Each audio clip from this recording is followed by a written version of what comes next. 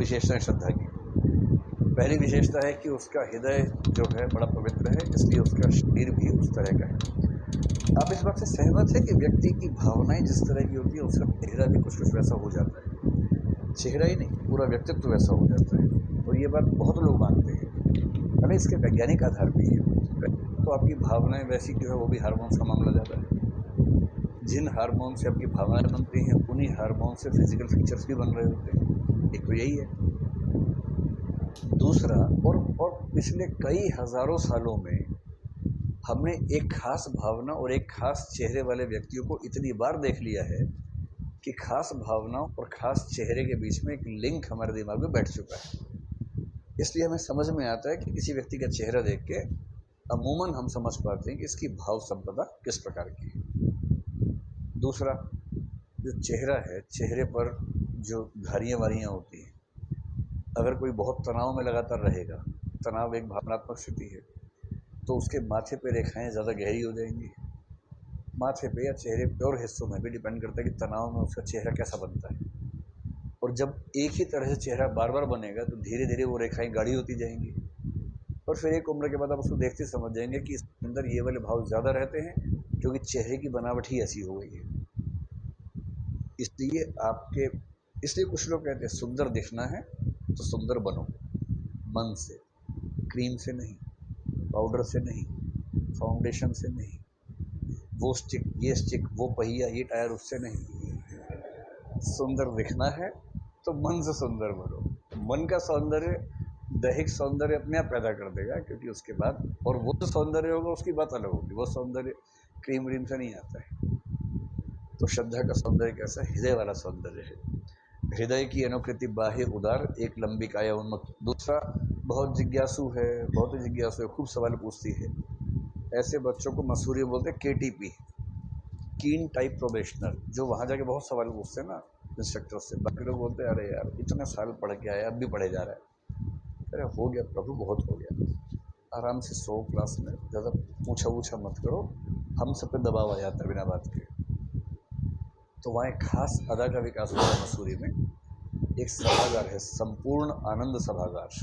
संपूर्ण आनंद है वैसे तो, और संधि विच्छेद संपूर्ण आनंद सभागार है। एयर कंडीशन तो होता ही है।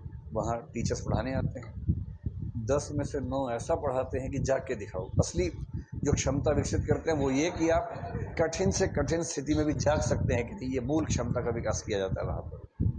तो 10 में से 9 क्लास में वहाँ जागना अपने आप एक चुनौती होता है। और वहाँ सीट फिक्स होती है। जैसे आज आपका नंबर सबसे आगे बैठने का, सबसे आगे बैठना ही पड़ेगा। सीट फिक्स है आपकी, बैठना वहीं है। और सामने 3 घंटे का लेक्चर है जिसमें 3 मिनट जागना मुश्किल है, 3 घंटे बैठना है। और अगर आपने झपकी ली तो डायरेक्टर सामने मंच के ऊपर बैठा हुआ है, तुरंत मेमो जारी कर देगा, आज आप सोते हुए देखे गए हैं, सफाई दीजिए इसकी। वो लिखित में इतनी सफाई मांगेगा, फाइल मोटी होती जा रही है आपकी। आपको चिंता है कि फाइल अगर चलेगी भारत सरकार के पास तब क्या होगा। तो वहाँ एक खास अदा का विकास होता है, आँख खोल के सोना। ये एक विशेष अदा है जो मसूरी की ट्रेनिंग का असली पर्पस आप नहीं समझ पाए आज तक। एक तो ये कि कठिन से कठिन स्थिति में कैसे जागना है, और दूसरा ऐसे सोना कि सामने वाले को पता तक ना चले। कई लोग इतने एक्सपर्ट होते हैं, आँख आधी खुली रहती है, सो रहे हैं, और हर 8-10 सेकंड बाद ऐसे ऐसे भी करते हैं, ऐसे ऐसे इससे ये भाव जमता है कि दिक्कत क्या बात है, टीचर चुप हुआ तो भी ऐसे ऐसे कर रहा है, तब पकड़ में आ जाता है कि मामला फंस गया है। ये कुछ लोग ऐसे होते हैं जो प्रकृति में केवल सुंदर चीज़ों को चुन लेते हैं। जैसे आपने ऐसे लोग देखे होंगे जो घर में पालतू कुत्ता है जिनके पास, और पालतू कुत्ते का झगरू टाइप का है। आपने देखे झगरू कुत्ते ना, बहुत प्यारे लगते हैं, छोटे छोटे हैं, सफ़ेद सफ़ेद है, तो आपको देख के मन करता है कि चिकोटी काटते हैं उनकी, इतने प्यारे लगते हैं। आप चिकोटी काटते हैं वो आपकी उंगली काट लेते हैं, तो फिर आपको समझ में आता है कि कितना भी प्यारा हो, है तो वही। तो प्यारा है तो क्या हो गया, काट तो लेगा ही ना। दुख तब होता है जब ऐसे प्यारे प्यारे कुत्तों के मालिक जब सड़क पर चलते हैं, तो सड़क पर जो देहाती कुत्ते यहाँ पर हैं या जो यहाँ के लोकल कुत्ते हैं उनके साथ बदतमीजी करते हैं, पत्थर मार देना, डंडा मार देना, भगा देना, धुतकार देना। इसका मतलब प्रकृति के एक खास रूप से आपको लगाव है, मोहब्बत है, और प्रकृति के बाकी रूपों के प्रति आपके नफरत है। प्रकृति के असली प्रेमी वो हैं जो प्रकृति के हर रूप से प्यार कर पाते हैं, झबरू से भी, वो जो सड़क वाला है उससे भी, जिसकी एक आंख खराब हो गई है उससे भी, चाहे वो नर हो चाहे मादा हो, बहुत दिनों तक कानी कुतिया सोई उसके पास, उससे भी प्यार करते हैं। केवल खरगोश से नहीं, चूहे से भी प्यार करते हैं, छिपकली से भी प्यार करते हैं। कई दिनों तक लगी भीत पर छिपकलियों की गश्त, कई दिनों तक चूहों की भी हालत रही शिकस्त। नागार्जुन तो नागार्जुन है। एक कविता लिखी है मादा सूअर पर,